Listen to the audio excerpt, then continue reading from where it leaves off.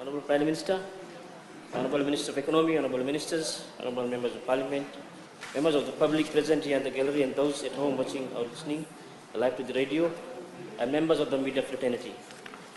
Honorable Speaker, I stand with great pride as a member of the Fiji First Government to dwell on the 2019-2020 budget, which is undoubtedly very good for all Fijians.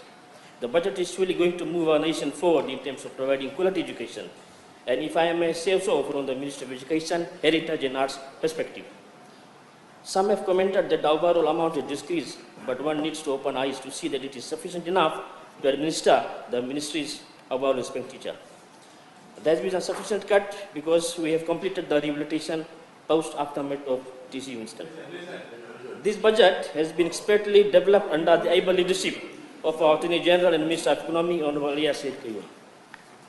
Honorable Speaker, please allow me to elaborate just a few things on the allocation of Ministry of Education, Heritage and Arts for 2019-2020 budget. This amount allocated is prudent enough to facilitate the operation of the ministry and move forward in terms of development and reforms to better the service delivery. In doing so, we shall stay committed to the Sustainable Development Goal 4 of quality education. With the current amount, we remain committed towards our SDG targets for the next fiscal year. The allocation of amount has been done by not keeping in mind the interests of everyone else, but the students themselves who are our core customers. I strongly feel that everything decided must be in the best interest of our student, and that is what we can clearly see and reflected in this proposed budget. We have played our part in rebuilding much stronger and safer school buildings after TC Winston, and now we need to focus on other things which definitely may not be that costly, but require a higher level of commitment in terms of our better strategies and efforts. Where we need to maintain our commitment in terms of infrastructure development, we have not turned a blind eye towards it, but stood tall. And to state an example is the Phase 3 construction of Bau College. In a nutshell, Honorable Speaker, not only one ministry, Honorable Speaker, Fiji First Government is remained, it stands in enhancing initiatives which are going to be very beneficial to every Fijian. As always, a lot of emphasis is given by government in ensuring that the livelihood of an individual continues to improve. Social pension, free bus fare for citizens, and death benefits never ever existed in Fiji until Fiji First Government progressively took all these on board. I, for one, personally feel that there need to be focused on what Fijians on the ground can get instead of the number of dollars to each ministry.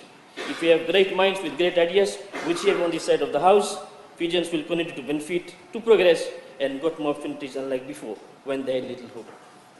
For example, if we give someone $1,000, he or she spends lavishly, whereas someone who has $500 makes good use of the amount. Who has benefited? Therefore, it is not important the amount itself, but the ideas, strategies, and implementation that matters, and I am pleading for us to see from that perspective. If one starts listing down the new initiatives brought in by the Fiji First Government, the list was unmatched by anyone in our history.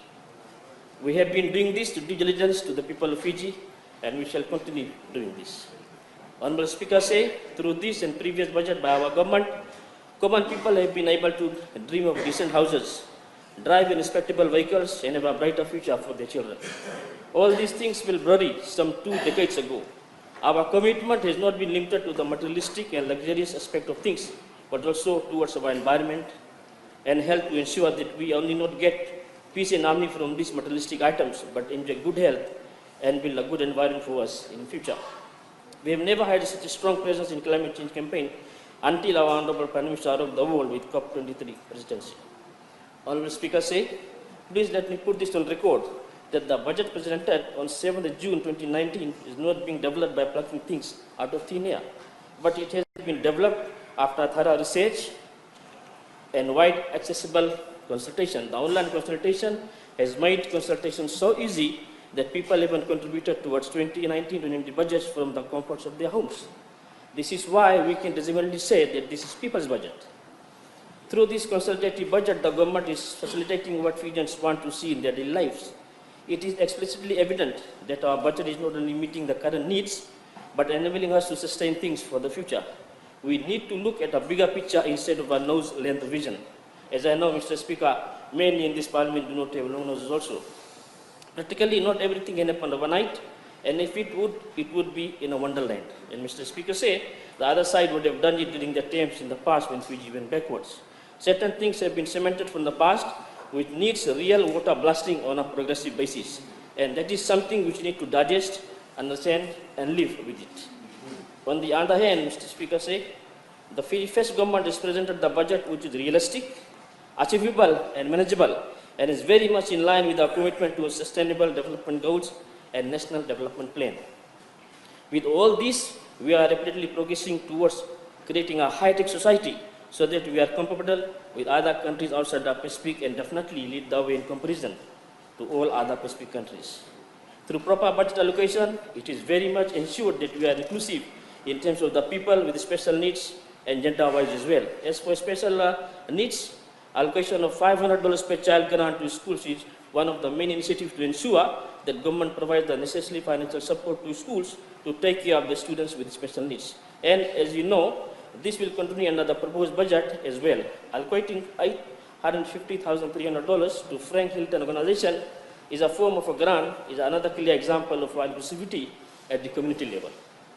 Once again, to be specific, Mr. Speaker, if we have a close look at the detailed allocation under the Ministry of Education, Heritage and Arts, we shall find that it's a holistic approach which ranges from classroom education, vocational training, tertiary level commitment, and definitely not forgetting our stance toward heritage and arts so that we can continue to protect and pass on knowledge in this line.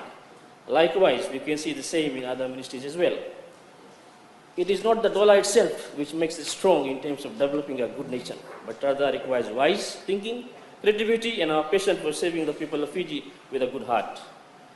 If this is not the case, many dollars can go down the drain. Therefore, while deliberating on the budget, we should not only look at the amount, but rather look at the number of good initiatives brought in and its positive impact on the individual Fijians.